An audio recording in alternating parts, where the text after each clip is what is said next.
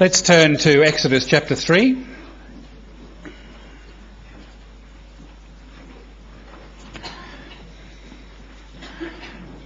Last week in our series on Exodus, we looked at Exodus chapter 2, and in that chapter we had our first meeting with Moses. Here in Exodus chapter 3, Moses meets God. That gives us our second meeting with Moses, and Moses' first meeting with God.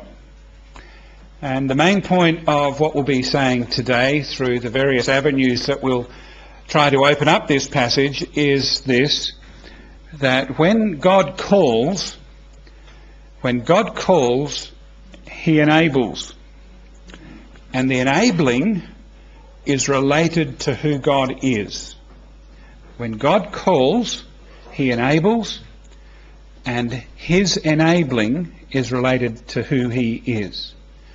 Very often when we find ourselves called by God to tread a certain path, to go through a certain valley, to engage in a certain form of ministry, to make decisions and take directions in life which would not be those we would normally take in our own logic or strength, very often we ask the same sort of question that Moses asked here: who am I? How will I cope?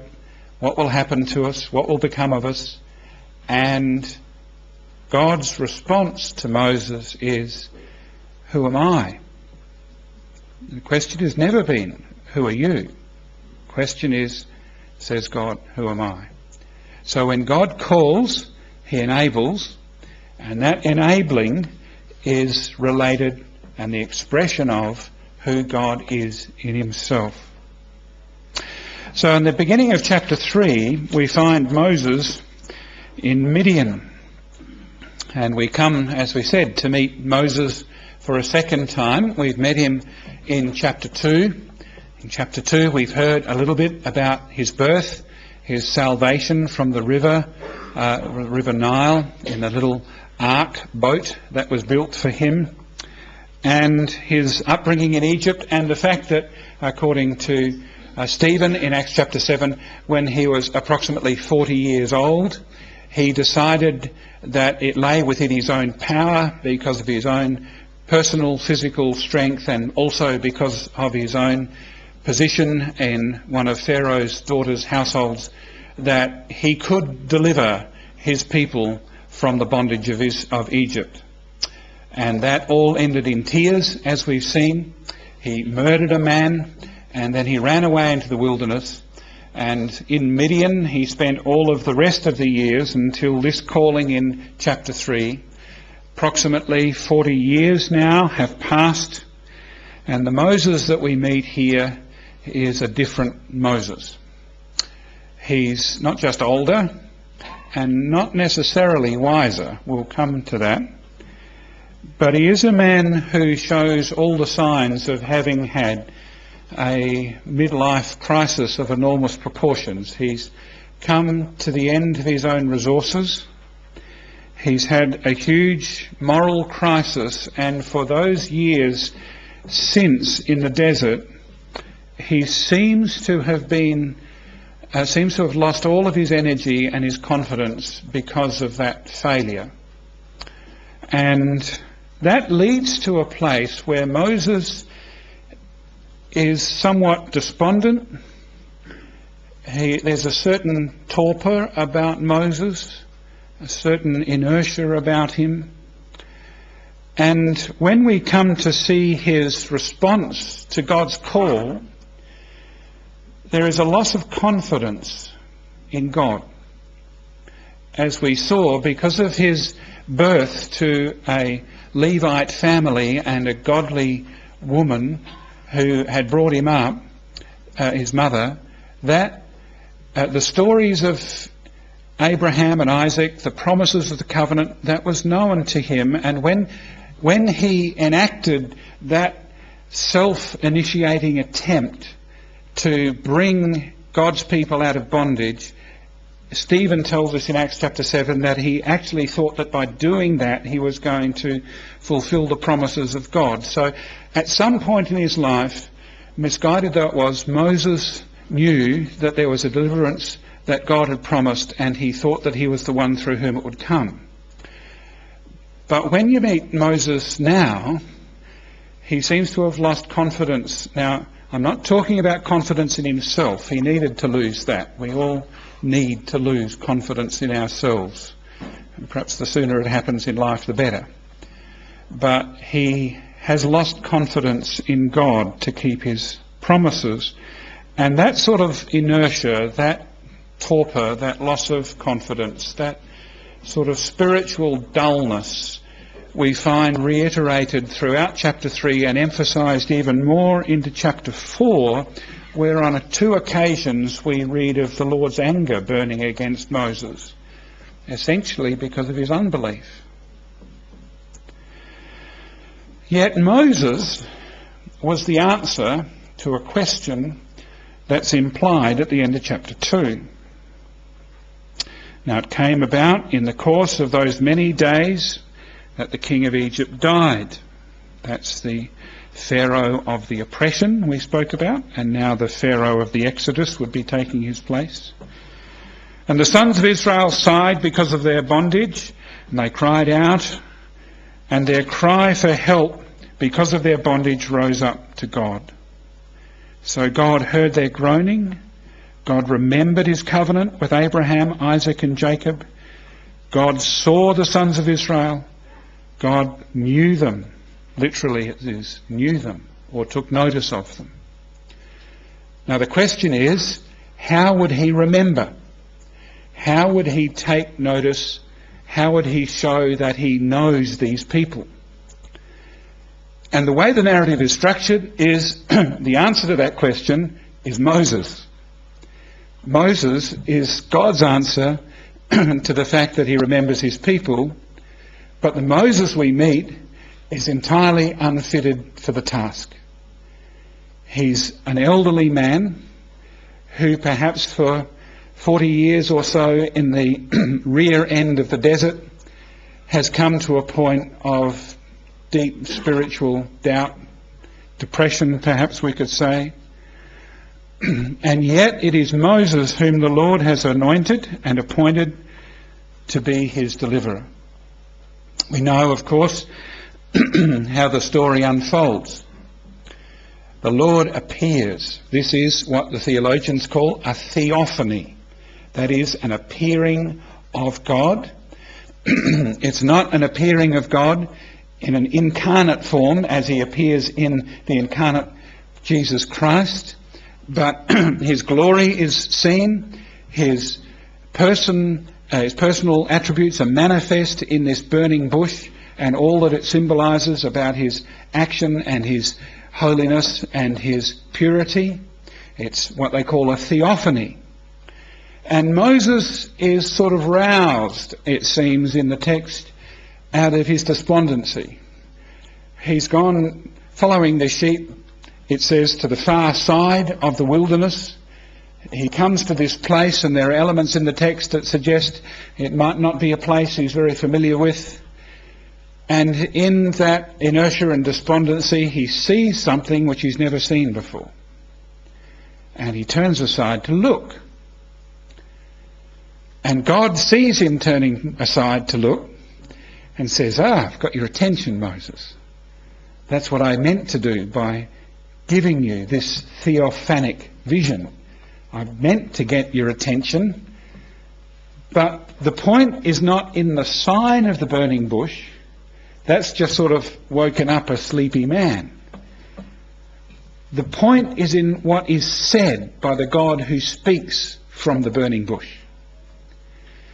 Now, you read in chapter 3, verse 2, the angel of the Lord appeared to him in blazing fire from the midst of the bush, and he looked. Now, this is the first reference we have in Exodus to a figure called the angel of the Lord.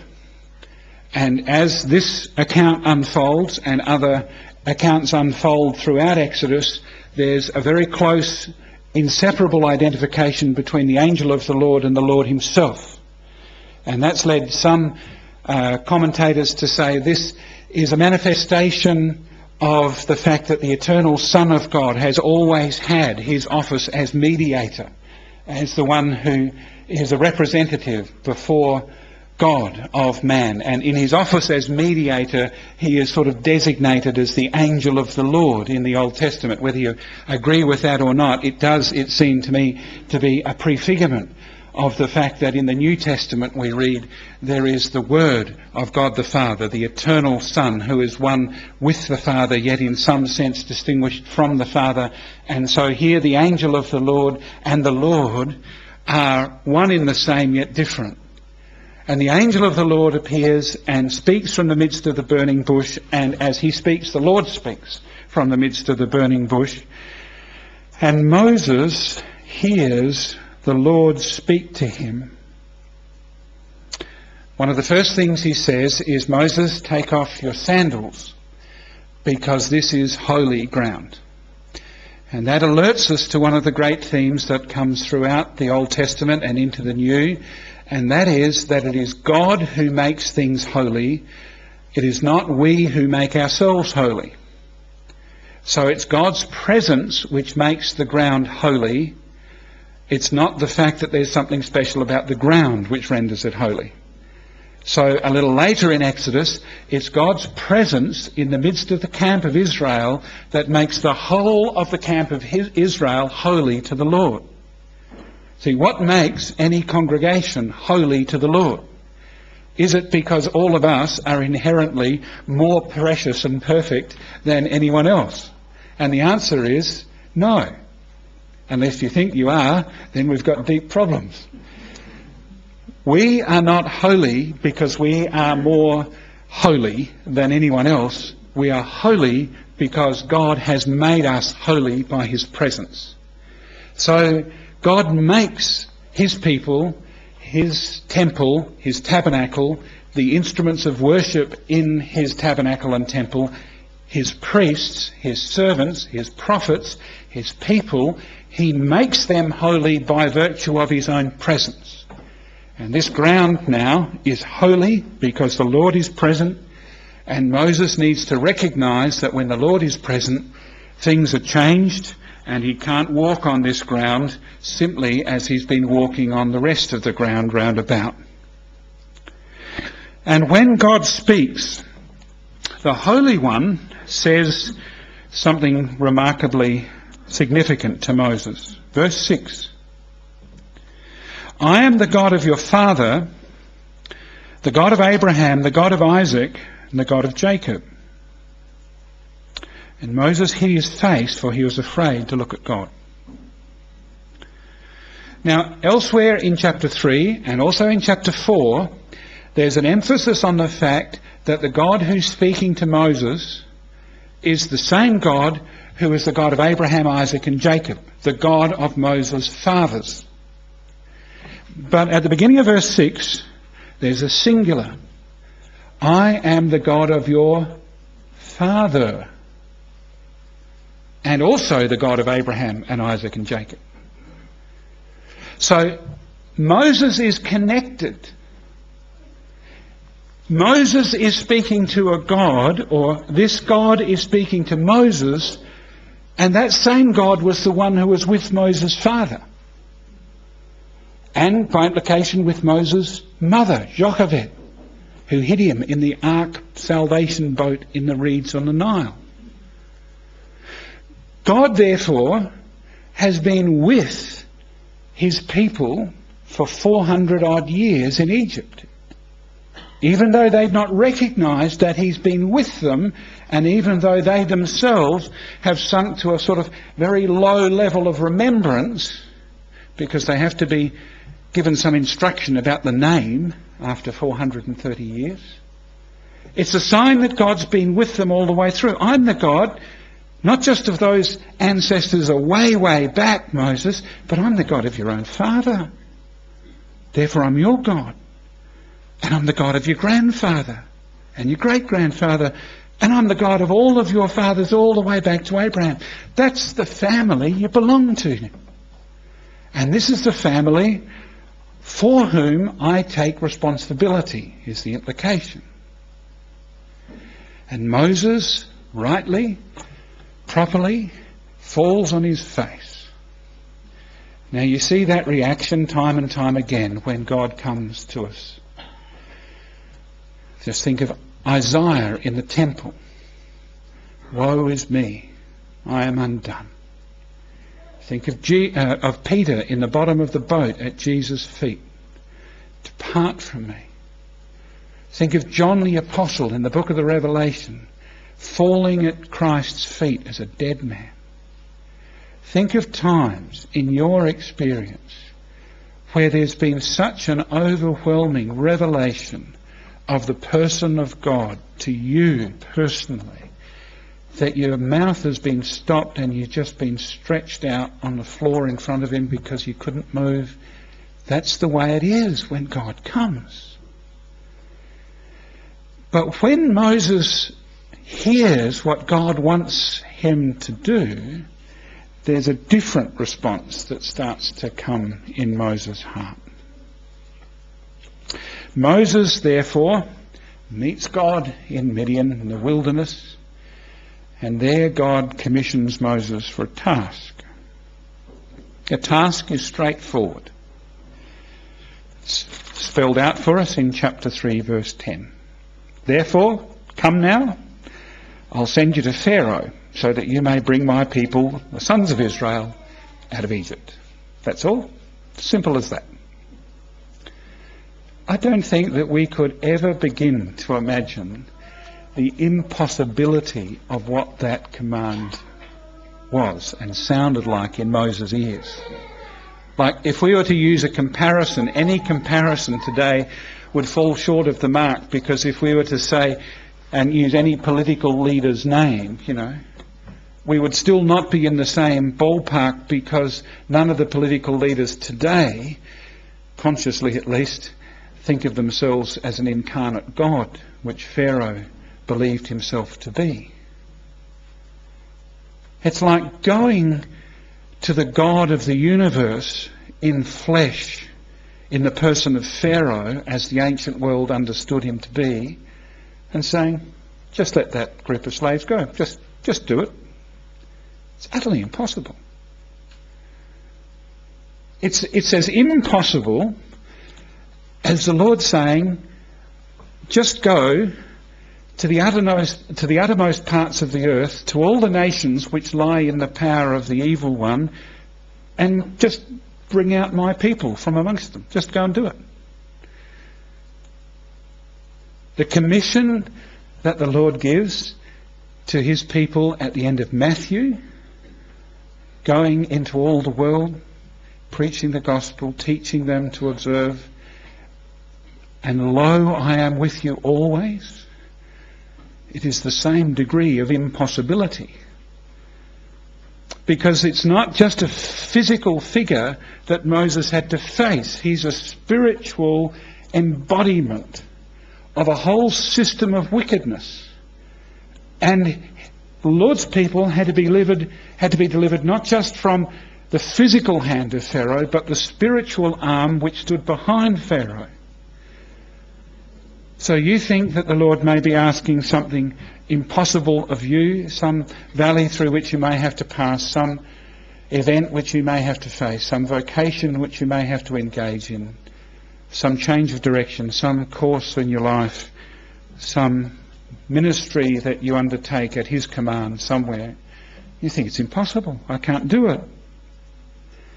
Moses' response was, verse 11, who am I that I should go to Pharaoh and that I should bring the sons of Israel out of Egypt? Now that's an understandable response, isn't it? Like you and I would probably have that response, would we not? But as this event unfolds, and chapter 3 is part 1, chapter 4 is part 2 of this call and commissioning of Moses, as the event unfolds, you realise that Moses is actually unbelieving in his despondency. He's lost confidence in God's ability to do what God has said. Who am I? Is the question of a really despondent, unbelieving person. And God doesn't even answer the question, because finally the question is utterly irrelevant. It's a bit hard for us to hear that, isn't it? We invest a lot in our own personal self-identity, and we want to know, who am I that I could do such a thing or be such a person? And that's an irrelevant question in God's plan and purpose. The only question that matters is not who are you, but who am I, says the Lord. And God's response to Moses is, don't worry, Moses, I'll be with you.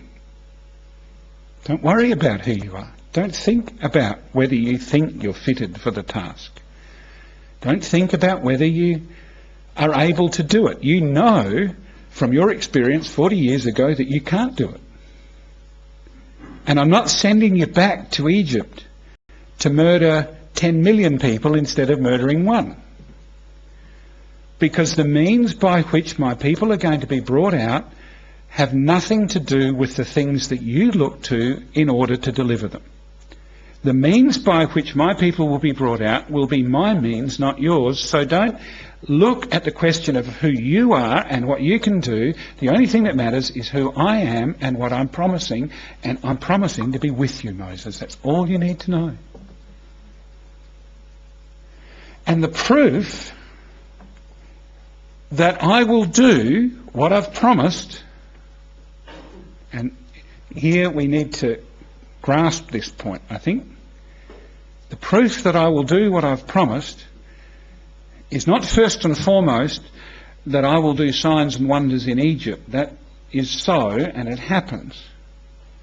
But the proof, the sign, if you like, in verse 12, I will be with you, and this will be the sign to you that it is I who sent you. The sign is that when you've brought the people out of Egypt, you'll worship on this mountain.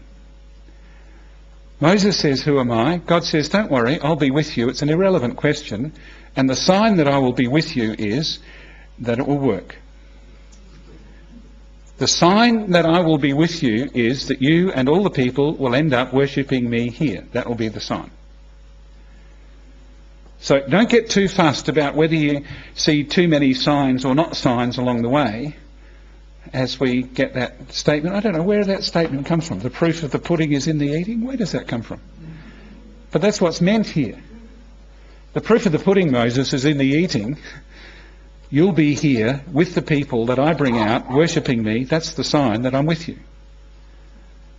Now, I think there's a great parallel between that and ourselves. We're sometimes the subject to great fits of unbelief and doubt and loss of assurance and lack of assurance. And assurance is a great thing if you have it, but not everyone has it. And if you don't have it, you can't just grit your teeth and get it. But the assurance is finally, you'll be with me because I'll be with you.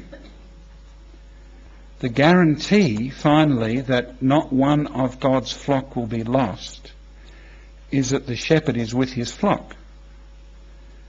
And he's not going to be with them up to a certain point and then not be with them. He'll be with them until all the flock are gathered in, and there's one flock with one shepherd, and the whole flock with one voice gives praise to God the Father through Jesus Christ. That's the proof, the sign that God has been with us.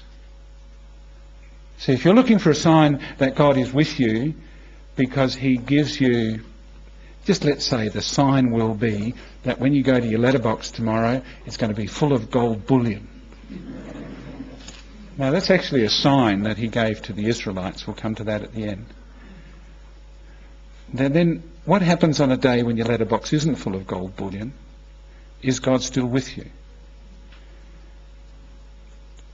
And looking for the sign along the way can get you so fixed on the signs along the way that you forget the great sign, that is, I will be with you, because one day, somewhere, somehow, all the gold bullion in the world is not going to save your life. Somewhere, somehow, every one of us is going to have to take our last breath. Signs along the way, gold bullion notwithstanding, it's not going to make you live any longer. The sign, finally, will be that all of God's flock from across the nations will be with him, because he's been with them. So Moses is given this great promise that the Lord will be with him, and then asks this question. Verse 13, "Behold, I'm going to the sons of Israel. I'll say to them, the God of your fathers has sent me to you. And they may say to me, what is his name? What shall I say to them?" Now this tells us a couple of things. Firstly, it tells us after 430 years roughly in Egypt, the memory of Israel had grown dim. It seems that they did not recognise or know necessarily or remember clearly the name of God. Now, we're going to come more to this in chapter 6, because in chapter 6 there's another discussion about God revealing his name, and some people have said, oh, there's a contradiction between chapter 6 and chapter 3. There's not. We'll come to that later when we come to it. But in Egypt, and in many places in the ancient world, but certainly in Egypt, whenever someone stood to speak, be they prophet or priest, they spoke in the name of a god. So the Israelites are asking a question in their environment, which is going to be a very natural question. In the name of which God do you speak? And their memory has gone dim a little, and they say, well, if he's the God of Abraham and Isaac and Jacob, what's his name? How do we understand who he is? And Moses is given an answer which emphasises the continuity of God in his name with his people. If we've already had verse 6, which is talked about, I'm the God of your father, and also the God of Abraham, Isaac and Jacob. And repeatedly through chapter 3 and into chapter 4, you get that emphasis on the God of your fathers, Abraham, Isaac and Jacob. The God who speaks is the same God who spoke to Abraham. It's the same God who spoke to Isaac and Jacob. The God who speaks through Moses is your ancestors' God. That is the continuity. But if you've grown dull and you can't remember his name and you don't know it fully, this is what I want you to tell them. Tell them, I am who I am. Now, we use a word commonly today to describe this section when we talk about the name of God, and most commonly we use that name Yahweh. That's probably the best guess, but it's not the only possibility. For convenience sake, I'll use Yahweh, but there are other options. The name Yahweh relates to the Hebrew verb to be. And the translation of the name, grammatically, could be, I am who I am, or I am he who is, or possibly, I will be what I will be, or I will be what I am. Could be any of those, all of those. And the point of that sort of cryptic statement is, I am the perpetual God who always is. All of the gods of Egypt, even the great creator God, came into being at a certain point. They self-created. And some of the stories about how they did that are very messy, licentious stories. And then the gods created other gods. But none of them in Egypt, nowhere in the ancient world would you find any god who would say, I am because I always have been and always will be. I am the God who is. And I will always be what I always have been. The New Testament in the book of the Revelation, for example, chapter 1 verse 4 and chapter 1 verse 8 says, God who is and was and is to come.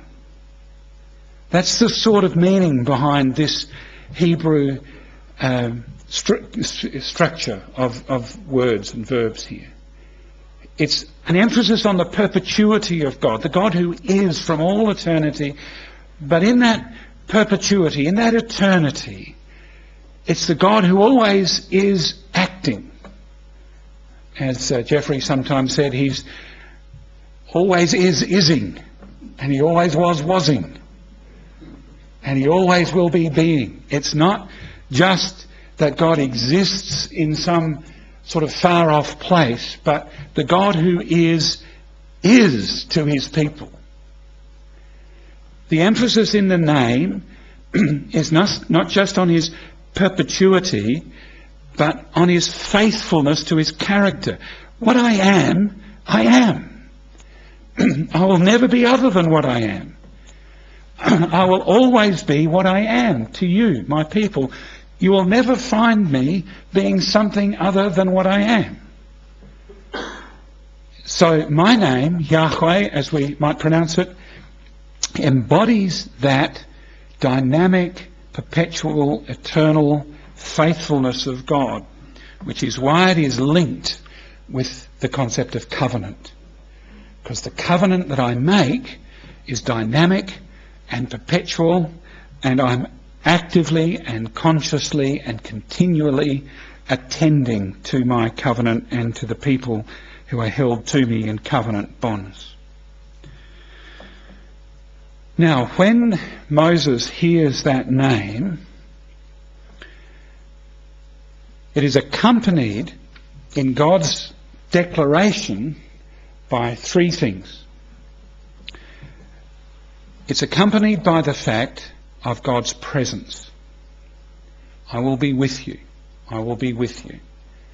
The God who is with. And he's going to be with Moses in a particular way to enable him to do things which Moses would never be able to do. So there's a promise of a presence. There's also the promise that the promises would be fulfilled. I am the Lord God, the God of your fathers, Abraham, Isaac and Jacob, and I will bring you into the land of the Hivites and the Perizzites and all the others that Colin read for us earlier. In other words, the God who is remembers the promises that he's made to Abraham, to Isaac and Jacob. Central among those promises has been the promise of a dwelling place. And God had promised to Moses in chapter 15 of Genesis that his people would be brought out with a mighty hand and they would settle in a land that God had given to Abraham, but had yet not possessed it. His descendants would possess it 430 years later. So there's a promise of the presence and the promise that the promise of the land will be fulfilled. And there's also a promise of enormous provision. If you go to the end, verse 21, I will grant this people favour in the sight of the Egyptians, and it shall be that when you go, you will not go empty-handed. But every woman shall ask of her neighbour, and a woman who lives in her house, articles of silver and articles of gold and clothing. And then as we come to the story of the Passover later, and we see this enacted, it is just the most unbelievable thing. Can you imagine going up to your neighbours, knocking on the door, saying, give me all your gold and all your money, and they say, sure, we'd love to do that for you. Here, take as much as you like. The provision is not just that Israel would have such things, but the meaning of that is this. Thus you will plunder the Egyptians, verse 22. Now, one of the interesting facts about this is that gold, in particular, was a divine metal. It belonged to the gods. It was not useful so much in terms of its economic value, but it was useful in terms of its spiritual worth in the eyes of the gods because it reflected the great sun god of Egypt. So Pharaoh was the great master of gold in Egypt. That's why there's so much gold associated with pharaonic burials. You've probably seen the gold mask of Tutankhamun and those. Taking the gold from the Egyptians is saying your gods have lost their power. The things that belong to your gods, that they have claimed for themselves, actually belong to me. The gold is mine. The whole world is mine. These gods cannot claim that for themselves when it's mine, and as a demonstration of the fact that I deliver you from the gods of the Egyptians, you plunder the Egyptians and their gold, and therefore the god of the gold that belongs to their gods, that is now yours. It's Yahweh's gold. The whole earth is his, you see. But there's another significant point here in this little section at the end of chapter 3, because he says, I will bring you out with a mighty hand. Now, one translation says in verse 19, the king of Egypt will not permit you to go except under compulsion. Literally it means under a strong hand. And there are various texts in ancient Egypt which indicate that Pharaoh is the one who stretches out his strong hand over the nation, and he stretches out his mighty arm over the other nations. So from the Egyptians' point of view, Pharaoh's the strong arm man. And he stretches out his strong arm, he stretches out his mighty hand, and he does whatever he pleases. And God says, no, Pharaoh, I'm going to bring my people out with my strong arm, and the strength in which you trust will not hold them captive. It is here, as Jesus takes it up in Luke chapter 11, it's an Old Testament prefigurement of what Jesus says. There is a strong man who holds his people captive. And he holds them captive because he trusts in certain armour, but a stronger man comes and he takes away the armour in which the strong man trusts, and he sets those captives free. I, says Jesus in that statement, I am the stronger man. And I bring my people out with a strong arm and a mighty hand. The problem is that the strong arm and mighty hand that I use, from the world's point of view, is weakness. The weakness of God is stronger than men. Foolishness of God is wiser than men. And there's the big thing, you see. We want to bring people out, we want to do things by a strong and mighty hand, but we want that to be strength and might in the way that the world has strength and might, and the strength and might that we're always going to have is the strength and might of being weak. So rejoice, therefore, says Paul, in your weakness, because it's in your weakness that the strength and might of God is revealed. And why do you want to be strong anyway? Strong people are self-securing people. You're not a self-secured people, you're a God-secured people. So Yahweh appears. He explains his name in words, but then he says the meaning of the name is indicated to you because I'm going to be with you, the God who is. I'm going to fulfill my promises to you, particularly in the land, because I am the God who's faithful to my covenant people, and I'm going to make provision for you. And in so doing, you will see that I am the God who defeats the enemies. And in chapter 15 later, we find our God is a warrior. He fights for us. Jesus comes as the great warrior king.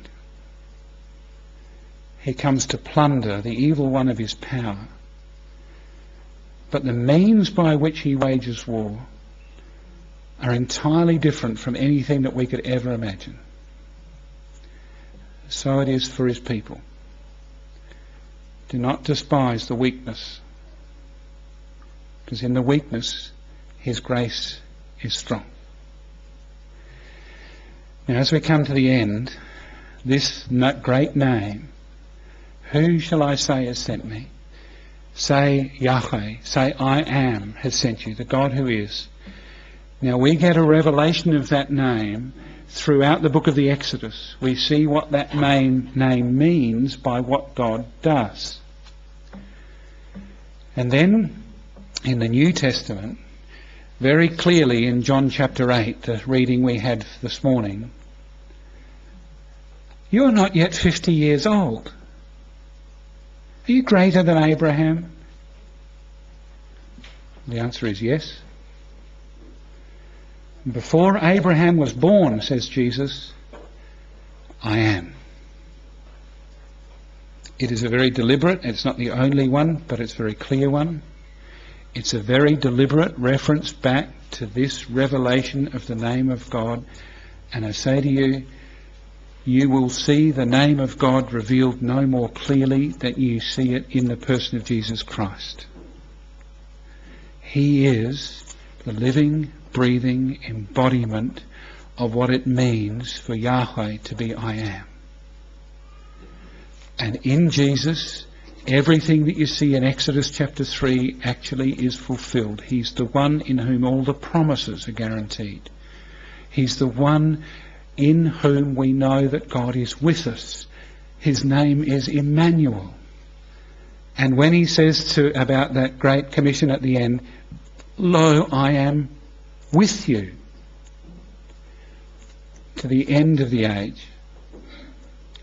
And it's in Jesus that you know the provision for everything that God calls us to do in Jesus. He is the bread of heaven. He is the light for our path. He is the one through whom we receive the water of the Holy Spirit. Absolutely everything that we could ever need is granted to us in the Son, who is the embodiment of the meaning of I am.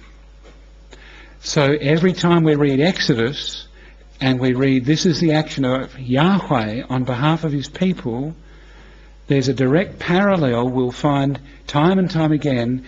This is the action of Yahweh, that is God the Father, on behalf of his people, that is the church, through the embodiment of his Son, I am, Jesus Christ.